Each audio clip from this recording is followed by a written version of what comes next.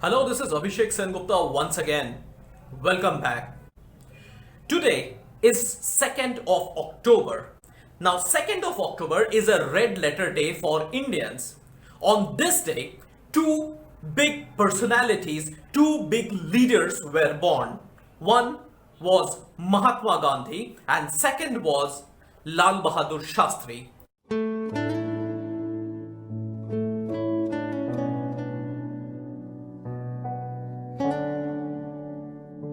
These two leaders led India as a nation in two difficult situations.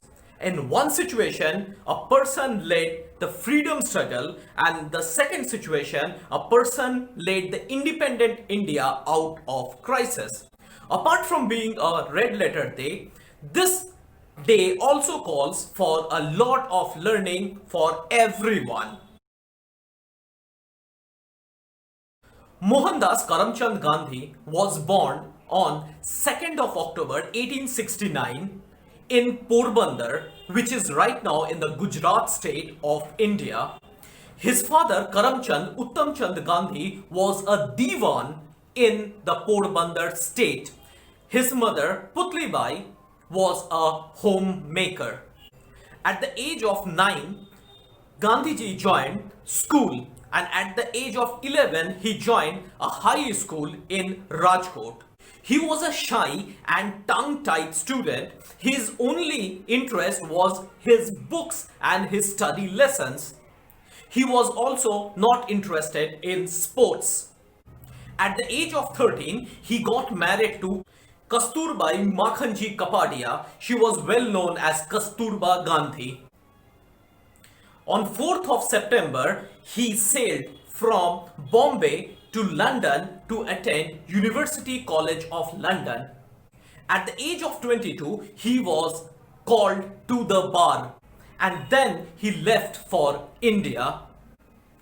Gandhiji tried his best to establish his law practice in Bombay, but he could not get through it because he was finding himself unable to cross-examine the witnesses.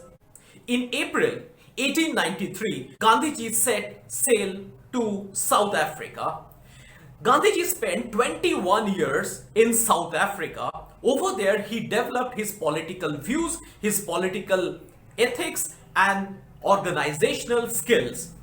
This phase of his life saw political and social engagements. On the request of Gopal Krishna Gokhale, Gandhiji returned back to India in 1915. Now, this time, Gandhiji brought with him an immense experience of social engagement, law practice, political views, and complete reorganization. Being experienced as a community organizer, his role immensely contributed to the freedom struggle of India. Prior to that, there were many struggles for independence, but his experience and his teamwork and his new way of fighting added a new life to the freedom struggle. Innovation. What is worth mentioning here is that his new way of dealing with the British rule. His ways of dealing with the British rule was completely different. Unlike 1857, his technique was not an armed technique. Rather, his technique included standing against the order, social upliftment, proper education, and upliftment of the different sections of society. This was a completely new concept, and the rule was not prepared to deal with this.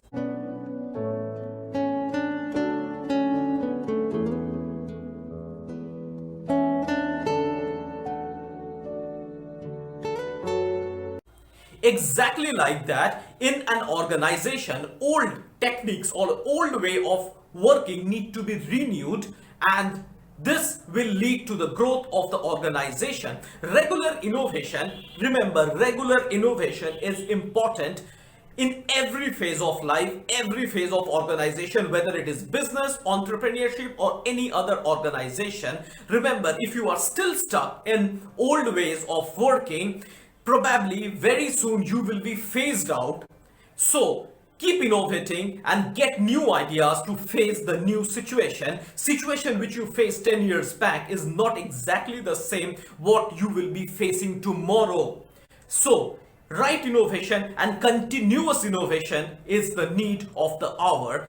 Gandhiji's technique really put a stress on the innovation. Number 2 is involvement.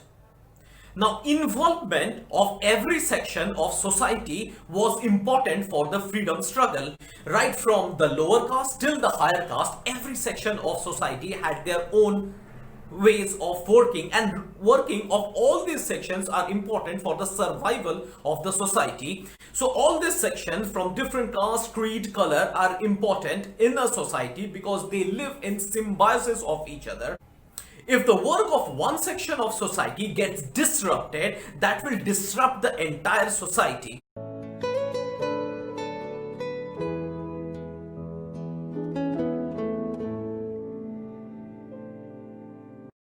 Likewise, in an organization, every department, every employee is important. No department is less important, and no department is an unimportant department. Every department need to be attended and dealt with equal respect, and equal opportunity should be given to them. This is an important criterion in any business, any workplace, or any organization. Every section of society should be there. Every section, every department should be involved in your decision making. Every department should be involved in your journey of organization. Every employee should be involved in your decision making. Involvement is an important criterion for success, and Gandhiji showed the way for this. Gandhiji supported Khadi movement so that the India could be made less dependent on the British textile. Now this Khadi movement has brought a lot of teamwork. The people from different section of society came under one section and started spinning Khadi strings for the cloth. Now this has led to mixing of the different category of people, and likewise he has conducted many teamwork type exercise to motivate different sections of people, or even to bring the different section of people together.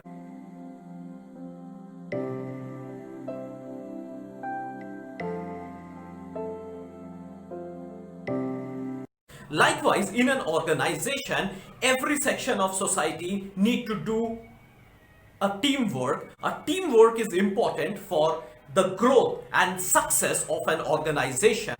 Many big enterprises spend a lot of time and lot of money to develop teamwork. They even do a lot of team building exercises, etc., etc. These are all done so that the team activity or team binding of the organization goes good. Because remember, you can only succeed if you have got a good team. Alone, you cannot do anything. Now, Gandhiji's movement of Khadi, or supporting the movement of Khadi, really showed the way for this. Next point is unification of goals. During that time, there were many regional parties, there are many regional syndicates who were operating and who were existing at that point of time. Now, Gandhiji brought them under one umbrella. Now, this led to the unification of the goal. All political parties, all syndicates were concentrating on one goal, that is making India independent. This led to a complete change of thoughts and complete change of priorities.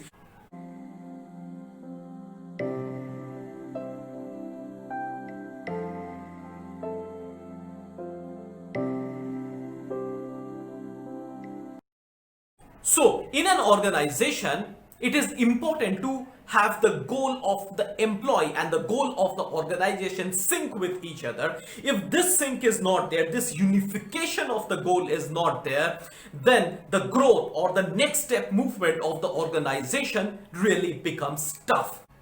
It is important that the goal of the employee or every member of the organization and the goal of the organization should always sync with each other. The entire team should be moving in the direction of one goal, that is the goal of the organization.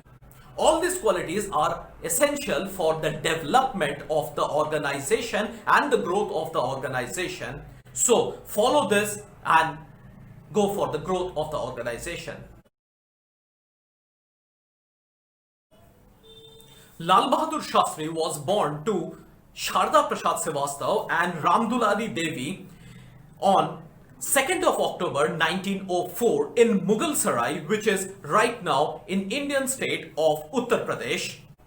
He studied in East Central Railway Inter College and Harish Chandra High School. Inspired by Mahatma Gandhi's call for students to leave the government school and contribute to the national struggle for independence, he left Harish Chandra High School. Later, he joined the Congress Party branch at his city. In 1925, he graduated from Kashi Vidyapeeth in philosophy and ethics, that too in first class. In 1928, Shastriji became a mature and full-time member of the Congress Party. Following India's independence, Shastriji was appointed the Parliamentary Secretary in Uttar Pradesh. He served as Police and Transport Minister under the Chief Ministership of Govind Ballabh Pant of the Indian state of Uttar Pradesh.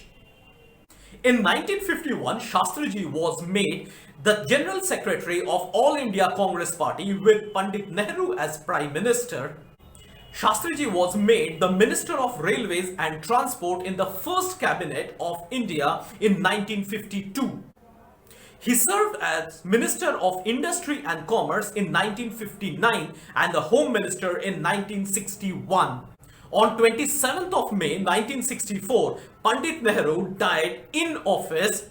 Then Congress President K. Kamraj was instrumental in making Shastriji Prime Minister of India. His tenure of Prime Ministership saw some of the toughest challenges. Some of the important points to learn from him are: Number 1, women empowerment. As Transport Minister, he was the first to appoint women conductors.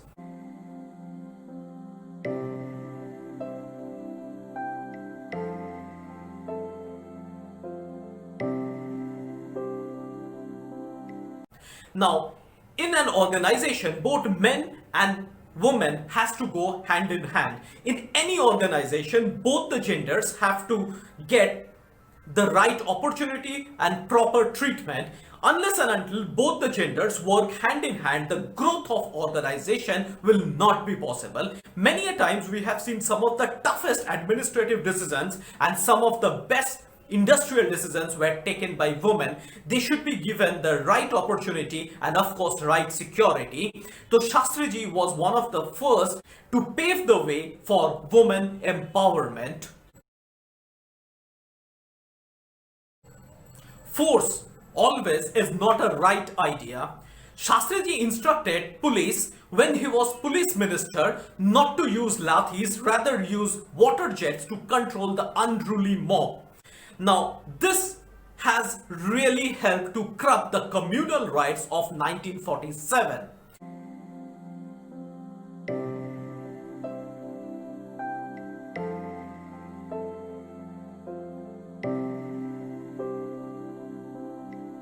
Similarly, in an organization, using force to get the instruction or to follow the instruction or to get a work done is not a right idea. At times, using force or being too much bossy can really lead to bad repercussions, and many a times people will leave you, many a times there might be an internal revolt, many a times work might not be done as smooth as possible. At the same time, this might cause the friction between the team. Soft force and the right counseling are the real key to handle such kind of situation. Force is not always a good idea. Clarity message from leader. Now, during Shastriji's tenure of Prime Ministership, Madras has seen an anti-Hindi agitation the non-Hindi speaking states of India were agitating and protesting against the imposition of Hindi as national language or official language. Now, this has reached a really dangerous level. Shastriji took time and addressed them that English will continue as the official language and Hindi will not be imposed, following which the agitation calmed down and the students' agitation too subsided.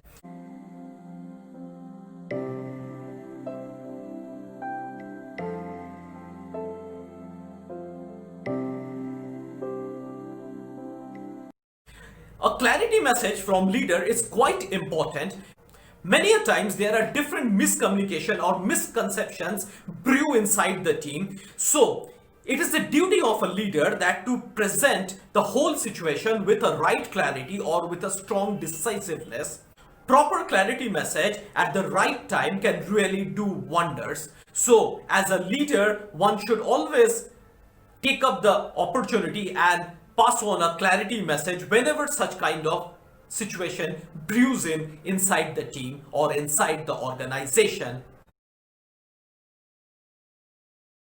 Next is Shastri Brat, dealing with crisis and leader showing the path. The India faced acute food crisis during that time.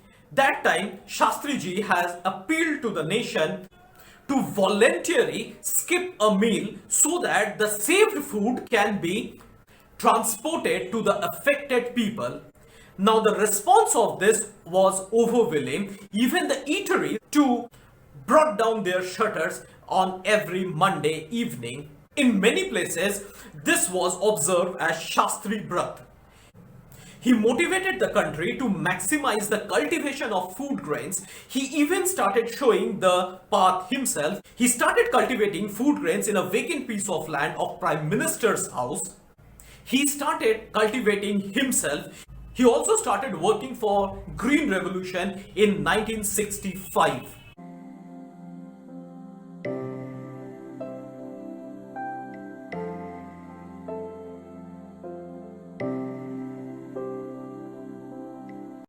Now, crisis comes in every phase of life, every phase, whether it is a entrepreneurship phase, or whether it is a personal phase, or even a professional phase. A leader with his right decision and right guidance takes the people out of that crisis. So here, the leading from front, like Shastriji, is really important.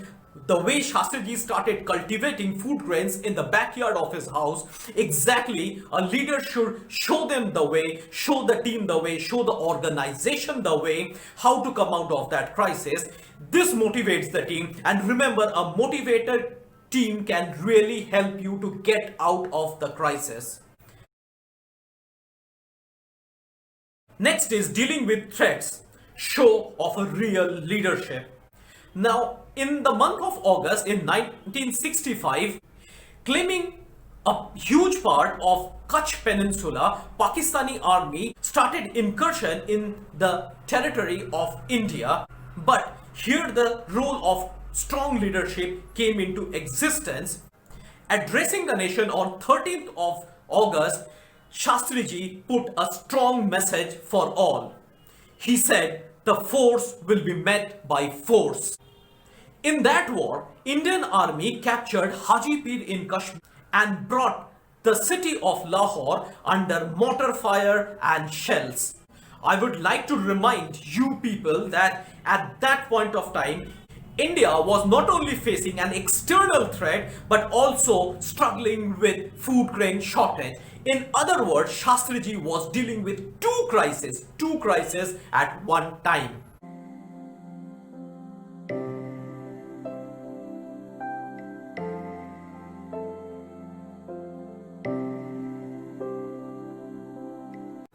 Crises come without any notice, so it is the duty of a leader, rather it is the leader's responsibility to bring the team out of that crisis. A crisis could be of any nature. It can be a competition crisis, a crisis because of any financial strain situation, or could be various other reasons. So leadership really matters in this case. A right leader takes his team or takes his organization out of the crisis with his right decision making and right strategic planning.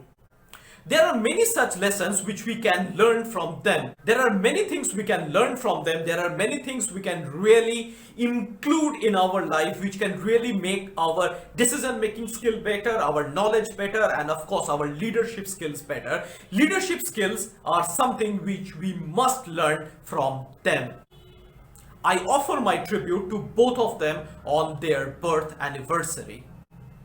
That's all for today.